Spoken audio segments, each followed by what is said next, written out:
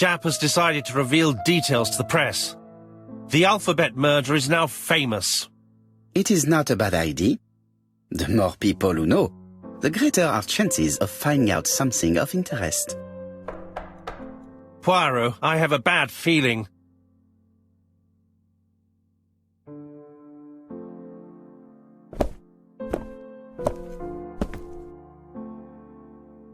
Poor Mr. Poirot, not so good at these little criminal matters as you thought yourself, are you?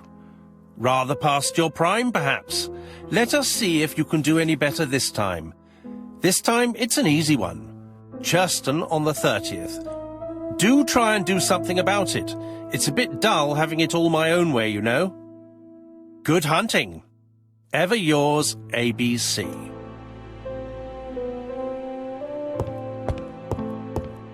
Good hunting. Did you hear that, Poirot? The murderer seems to be taking it all as a game, a challenge. He will strike on 30th in Churston. We must warn Scotland Yard.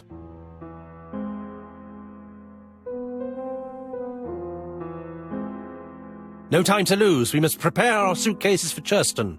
Mon Dieu, it is already 10 o'clock. I will call Scotland Yard immediately.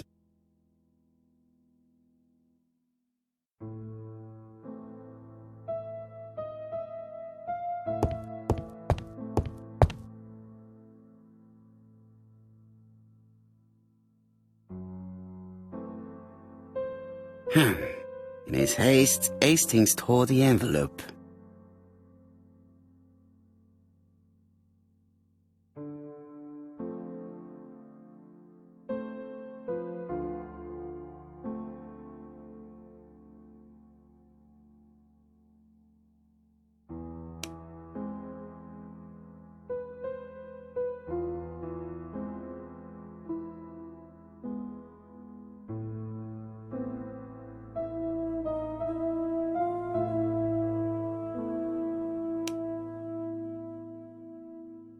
Poor Mr. Poirot, not so good at this little criminal.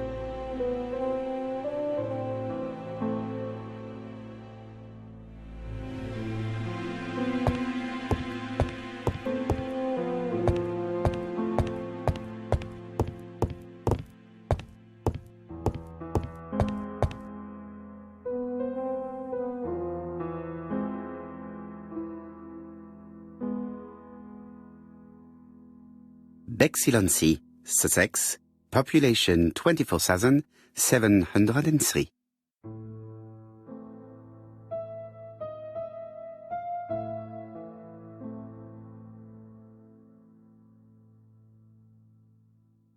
Hastings' photo album. He is very proud of his bag.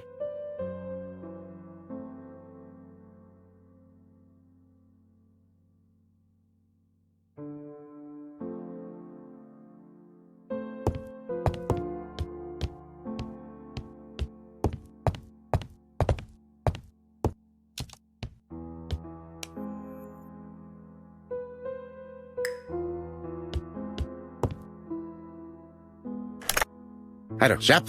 We received a new letter from ABC in the 10 o'clock post. Where and when? In Churston. Today. Today? I'll inform the population immediately. I'll check the train times. Call me back.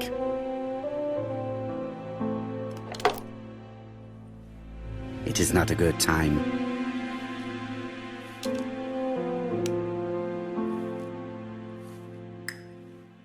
It is not a good... It is not a...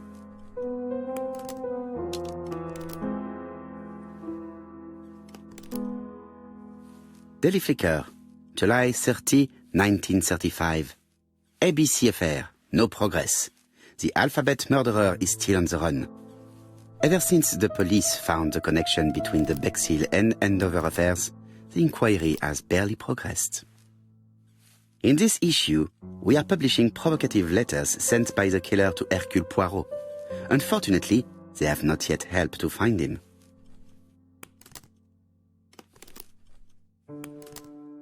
Daily Flicker, July the 26th, 1935. The Bexhill Horror. Young maid strangled on the beach. Killer struck at midnight.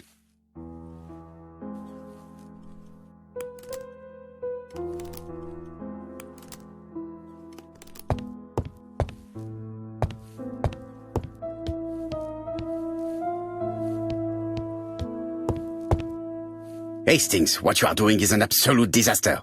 That is no way to pack suitcases. Heavens, we must hurry! We have to get to Churston before the murder! Hastings' order and method are always necessary, regardless of the circumstances. Okay, okay. I'll let you pack them. All the same, it really is a disgrace to leave your belongings in such a mess.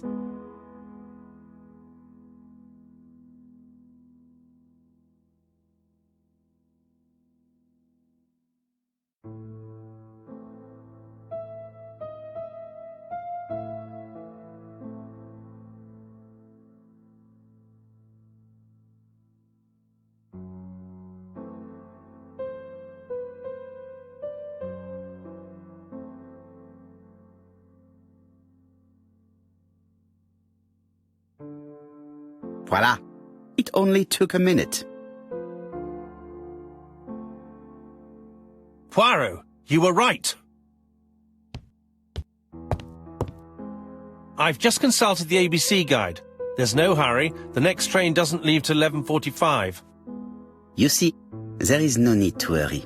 We will not be in Churston until tomorrow morning, after the murder. But why has the murderer warned us so late? It's not what he usually does. Did he do it on purpose? Very good question, Hastings. We should also compare the letter we have just received with the other two, although I have very little doubt about what we will find.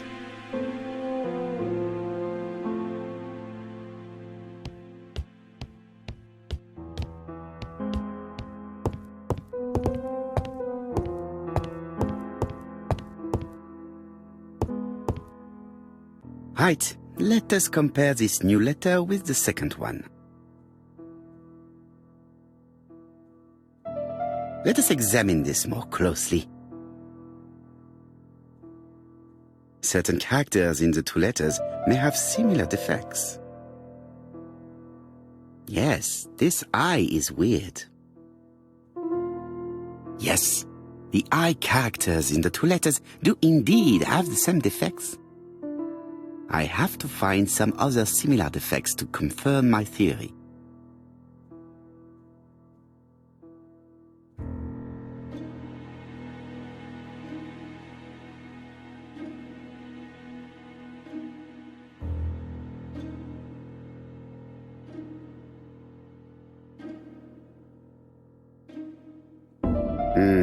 The W is not printed properly.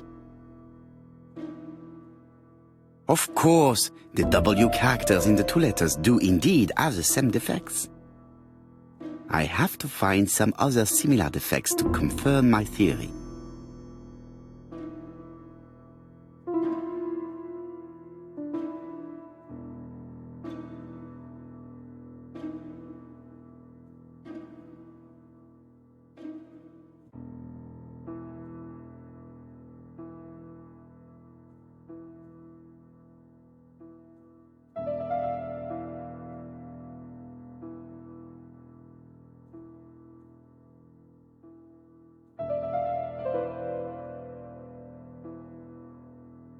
Yes, the A appears to be quite unusual.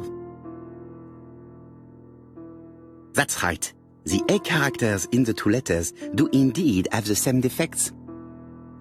My theory was right. These two letters were written with the same typewriter. Let us now try and get our brain cells to work.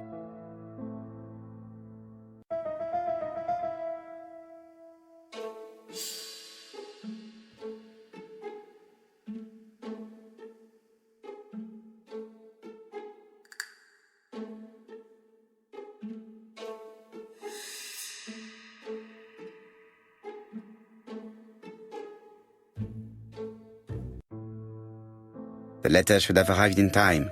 The postmark shows that it was sent 3 days ago. However, our man made a mistake in the address, which explains the delay.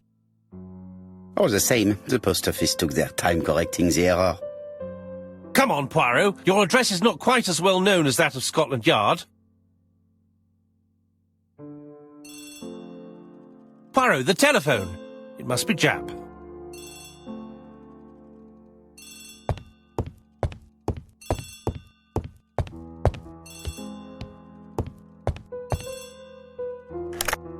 I have some news from Churchton. Bad news, I'm afraid. Sir Carmichael Clark was murdered while out on his evening walk. Sir Carmichael Clark. The name is familiar to me. He was a famous throat specialist, one of the best in London. A wealthy man, he retired to Combside, a beautiful house by the sea. He collected antiques. Are you going there? Yes, let's meet on the train.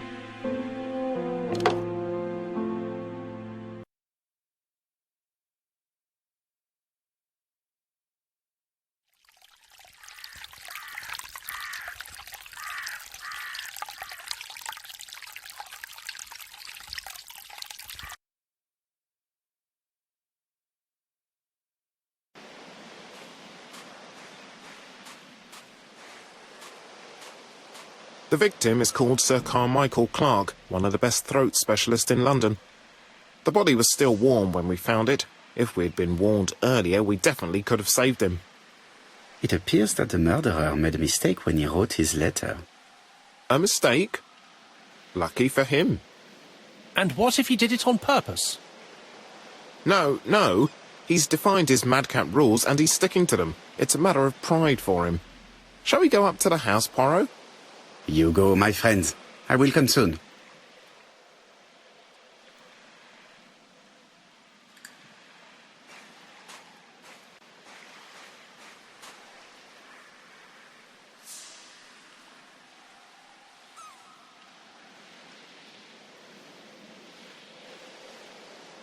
An ABC guide. The murderer's customary signature, covered in blood this time. Sir Carmichael's throat was cut. It's a clean incision, a professional murder.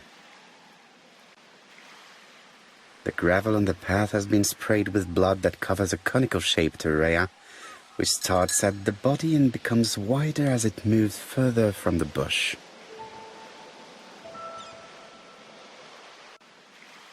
Apart from the wound to the throat, the body is untouched. No cuts, no bruises.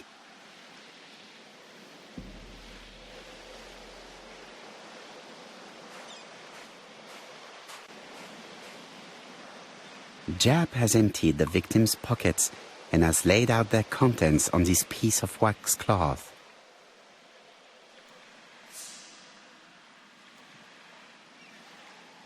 A signet ring, very probably with the Clark family's coat of arms.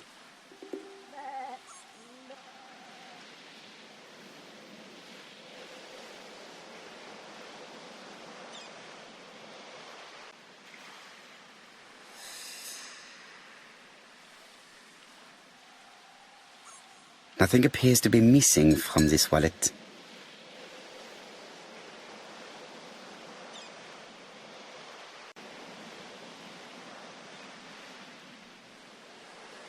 An oriental dragon.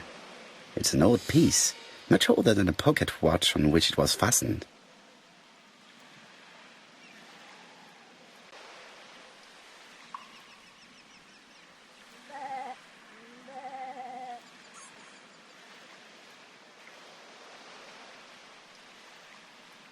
It is pointless.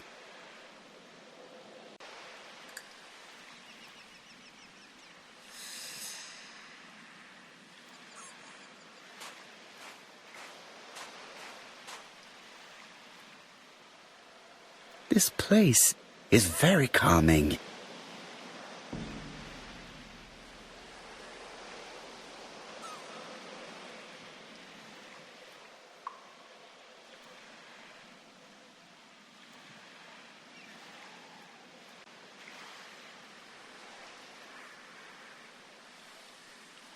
The sight is exceptional. It is easy to imagine that Sir Carmichael used to enjoy stopping here every evening.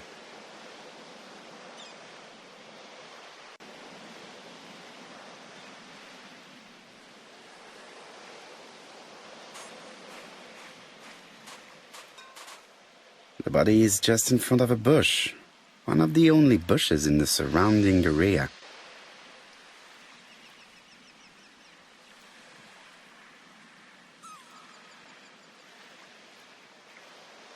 The vegetation behind the bush has been trampled. Let us now try and get our brain cells to work.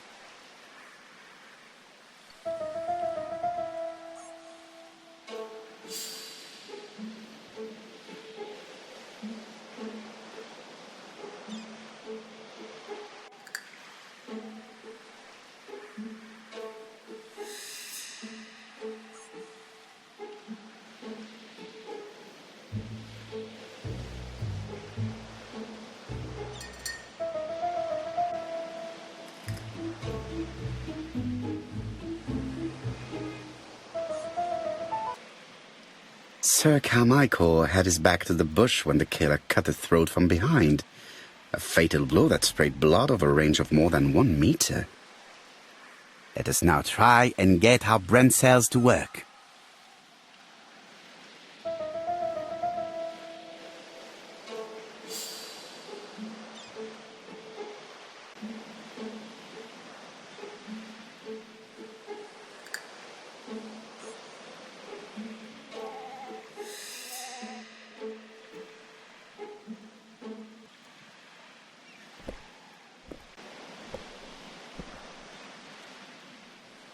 Have you finished, Poirot? Chief Inspector, many questions remain unanswered, but I am certain of one thing.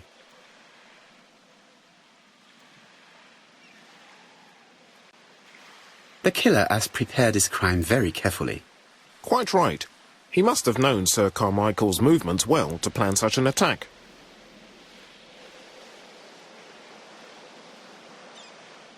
The murderer struck with terrible savagery. Yes, blood flowed. It's the first time he's attacked a man. He armed himself accordingly. Have you spoken to the victim's family, Chief Inspector? I've spoken to the brother, Franklin Clark. I didn't get much out of him. He's yours. I must get the body removed.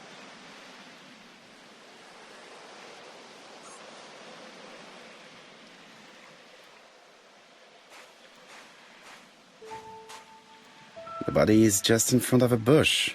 One of the only bushes in the surrounding area.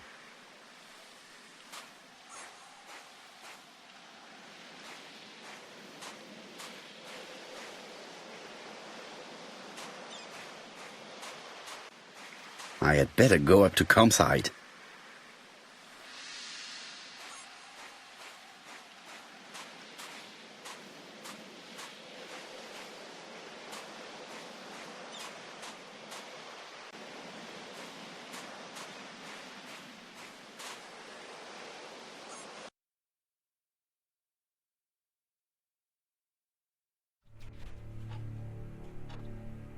To be honest, this inspector seems rather obtuse. I'm counting on your friend Poirot to catch my brother's murderer. Ah, here he is now. Please, Mr. Poirot. Mr. Poirot, this is my brother's secretary, Miss Thora Gray. Pleased to meet you, Mr. Poirot. Would you like some tea? No, thank you, mademoiselle. I find it hard to digest.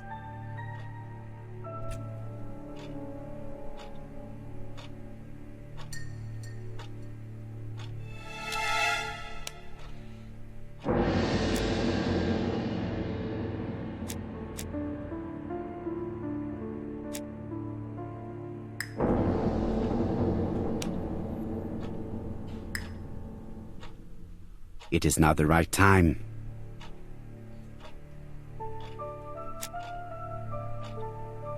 There is something very viril about him.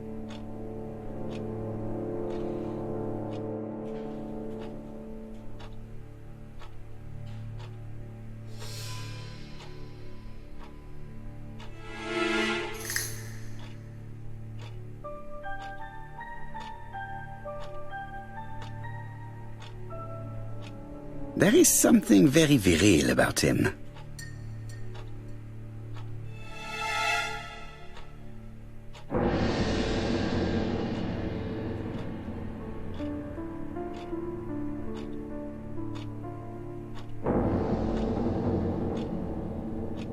Franklin Clark is an adventurer, the sort of man that women like.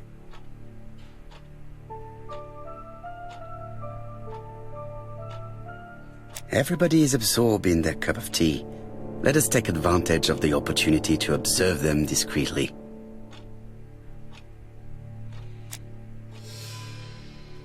There is something elegant about her.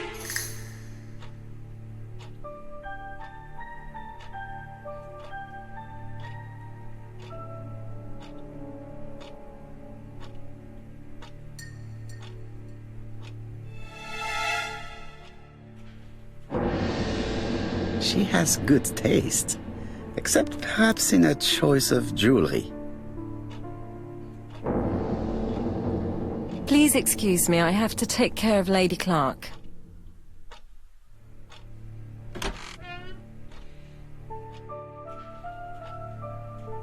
It is not the right time. Hastings does not like very hot tea. He's going to blow on his cup for a good while before drinking. My brother's wife is gravely ill. You will probably want to question her, but I fear that it won't be possible today.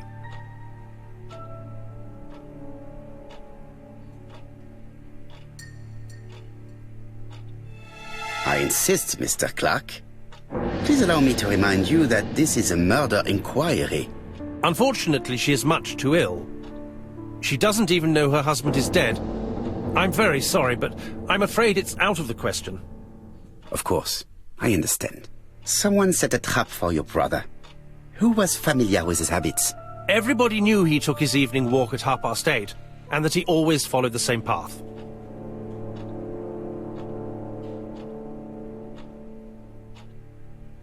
Was it a dark night? It was a new moon. I took a lantern. So it was you who found the body? Yes, along with the gardener. Have you seen any strangers around the house recently? No. As far as I know, nobody has been near the house.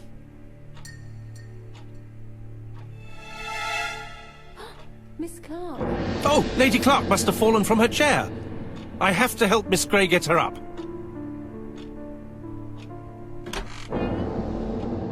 Hastings, while our host is gone, let's examine the drawing room. But, Poirot, a gentleman shouldn't... I take full responsibility. All you have to do is to leave the drawing room door ajar and let me know if anyone is coming.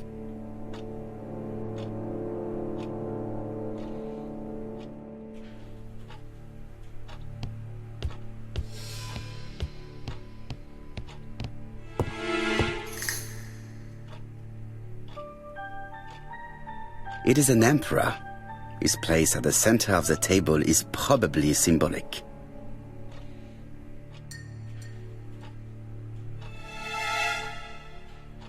A tiger.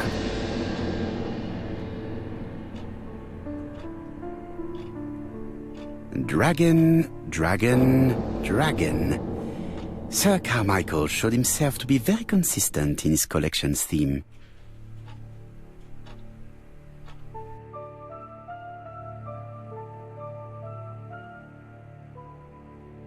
Comside's private collection, purchases since 1920.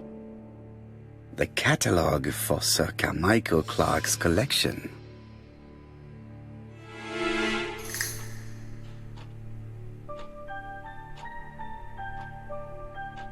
A crane?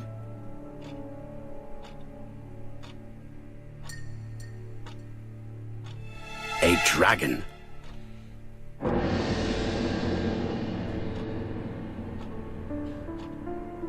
A turtle.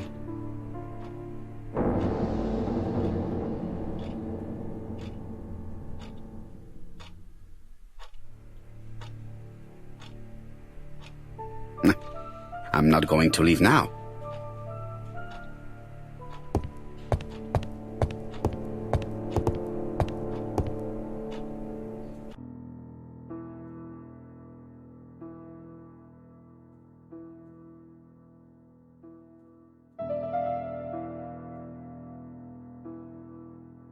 The cardinal points. This book could maybe help me. Each cardinal point is associated with one animal and one color. In the middle sits the imperial dragon, and out of respect, all the others are turned towards him.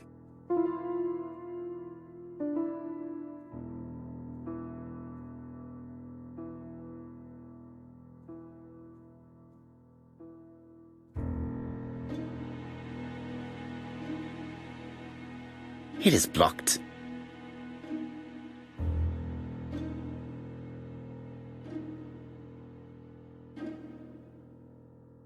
Turtle, the dragon, the crane and the tiger. I think I've already seen this motif somewhere.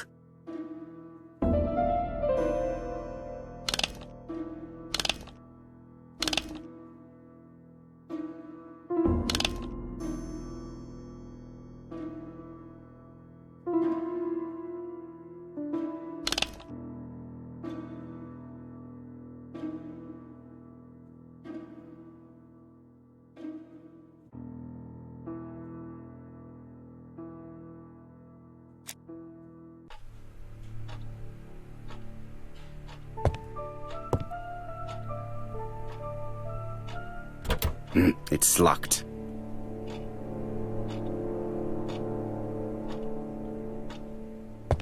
Sir Carmichael's collection could rival that of a major museum.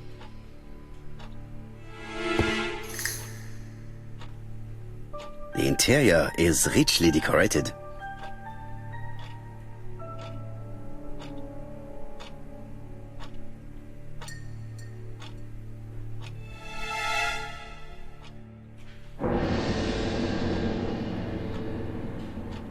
Dragon, dragon, dragon. Sir Carmichael showed himself to be very consistent in his collection's theme.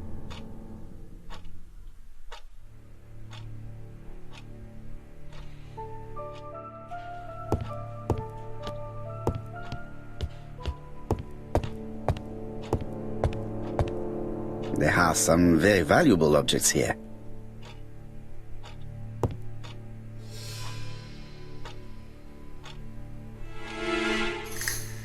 Traditional Chinese map. Facsimile. South is on the top of the map.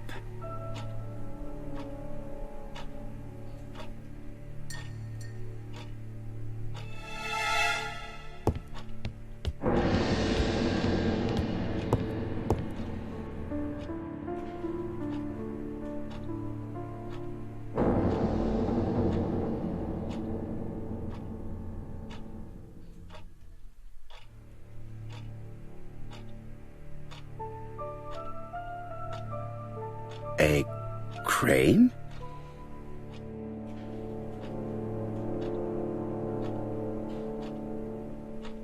A turtle.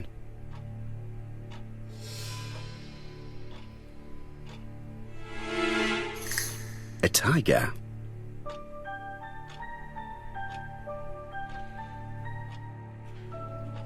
A dragon.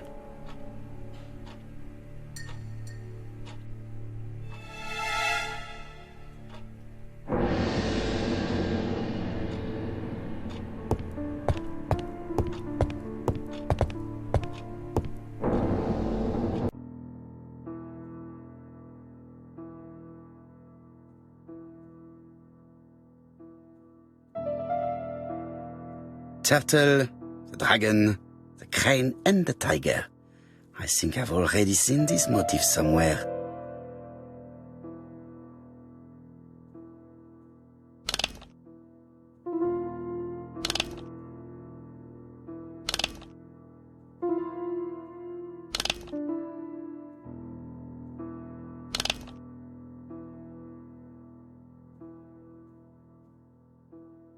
The position of each motif is correct, but they are not turned the same way as on the table.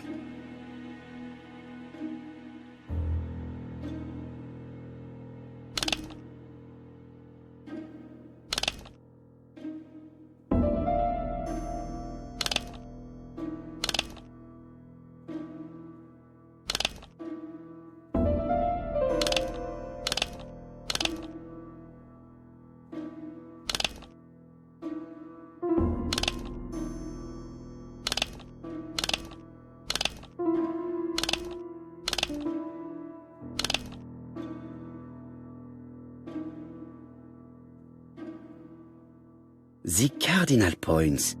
This book could maybe help me. Each cardinal point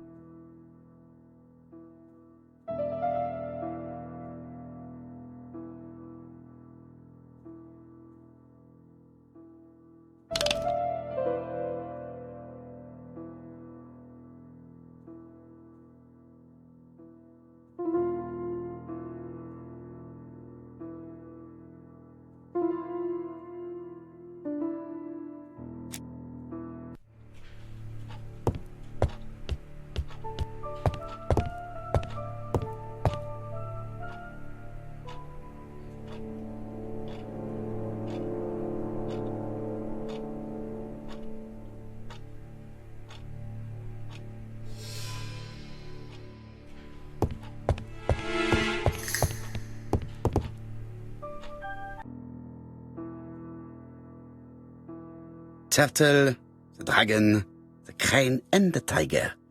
I think I've already seen this motif somewhere.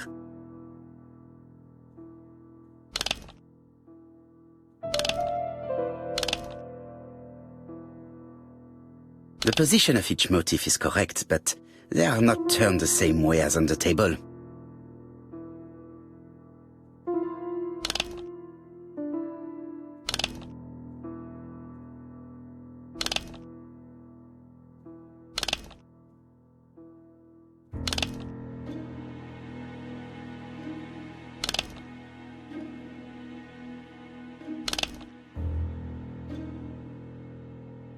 The position of each motif is correct, but they are not turned the same way as on the table.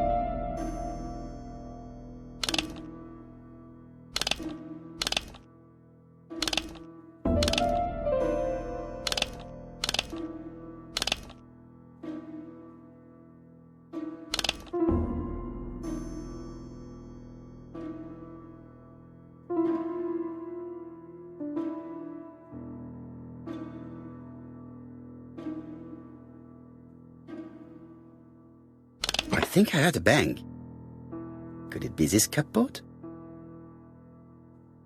This is interesting.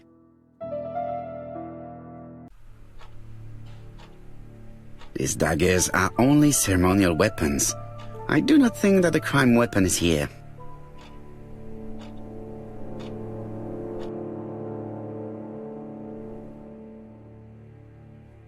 Ernest Logan, MD, Brighton Cancer Institute, 201 Dusk Road, Brighton, Sussex.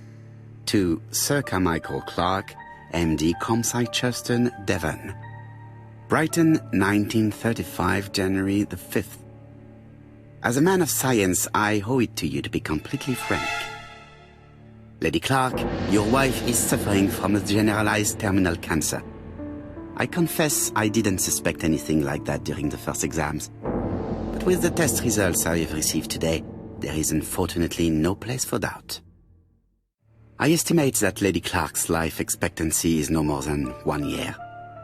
Hospitalization would not help in her case, so I advise you to keep her at home and provide her with as much morphine as required to ease her last moments. Yours sincerely, Ernest Logan.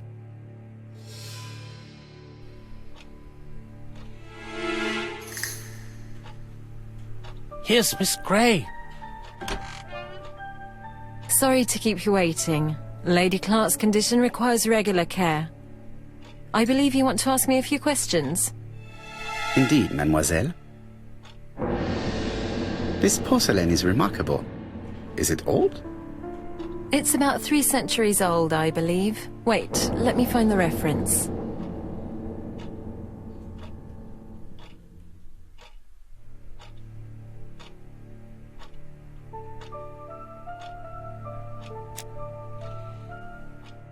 She appears to be very flustered.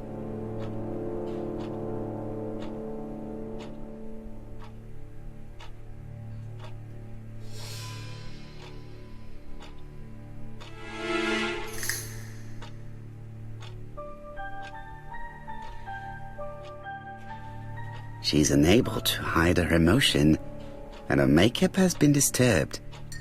I think that this young woman has just been kissed. Here?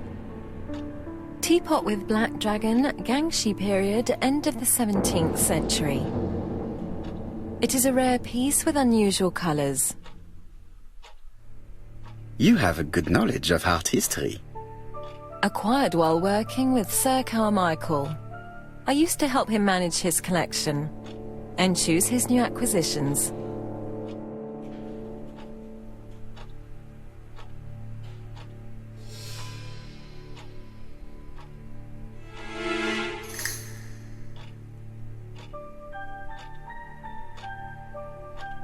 Was it difficult working for this elderly gentleman?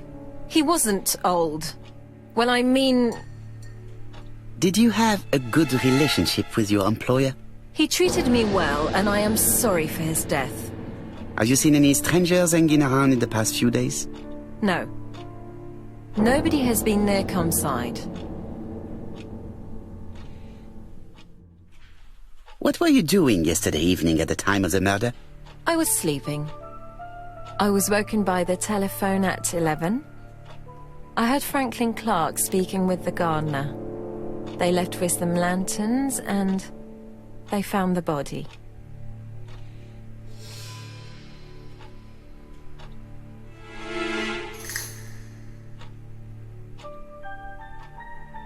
Am I right thinking that something is going on between you and Franklin?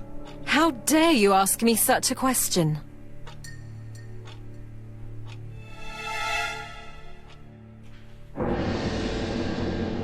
Mademoiselle, it is difficult to hide things from me. He kissed you earlier, did he not? My goodness, with Sir Carmichael's death, I was feeling so awful, so worried. I was unable to resist. I am not judging you, mademoiselle.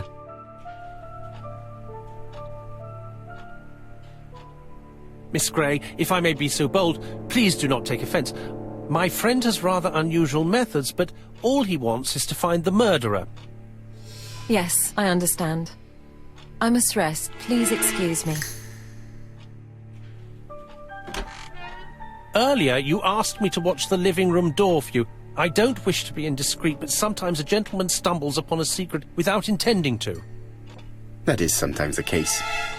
And I saw Franklin Clark kissing Miss Grey at the foot of the stairs. Do you think this is a common occurrence? No, I saw emotion, intensity. I think it was their first kiss. Well done, mon ami. Well spotted. However, I don't think I completely understand this business. Why did Sir Carmichael not defend himself? He appeared to have been active and strong. The murderer did not give him a chance. Let us try and reconstruct the scene.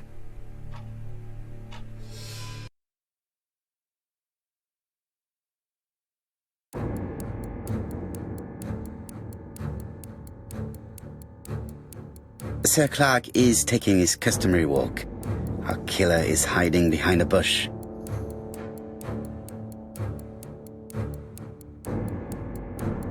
The old man walks quietly along the gravel path.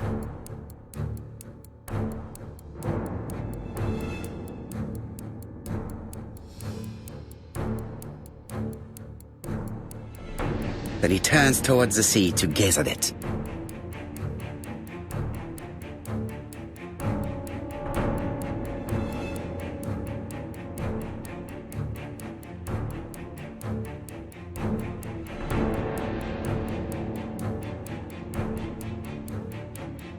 The killer leaves his hiding place on the right-hand side. He approaches silently over the grass.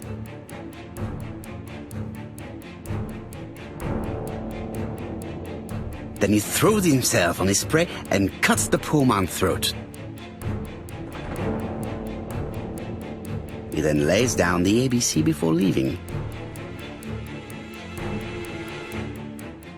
Everything appears to match the crime scene, mon cher Hastings. That is exactly what happened.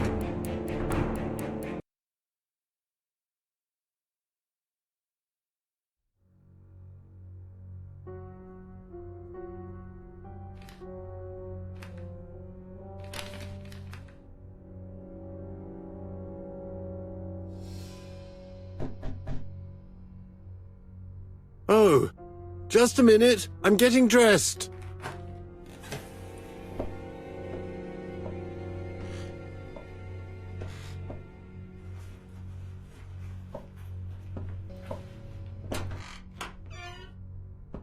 Mr. Kirst, have you recently returned from Churston? Yes, indeed I have. Have you seen the papers? And to think that you might have rubbed shoulders with the killer. Imagine that. Mr. Kirst, are you all right? You don't seem well. My apologies. My throat is burning and my head feels heavy. It's ever since the war, you know. Since my injury, my head has never been the same.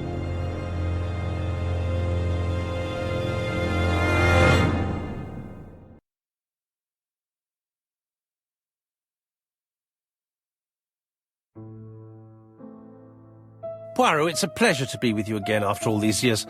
I looked for a gift to thank you, and I found this propelling pencil. An authentic collector's item. You spoil me, mon ami. And you more so by sharing investigations. Do not underestimate the help you are to me, Hastings. Intellect is not everything. There is also goodwill, and you are not short of that. Later, I will ask you to help me tidy up the room and bring some chairs. Our guest will be here soon. Ah, is Thora Grey coming? Naturally. She is a fascinating young woman, n'est-ce pas? Oh, come on, Poirot. I'm a married man. Miss Grey has already been courted by Franklin Clark. Poirot, our guests will be here soon. We must prepare ourselves.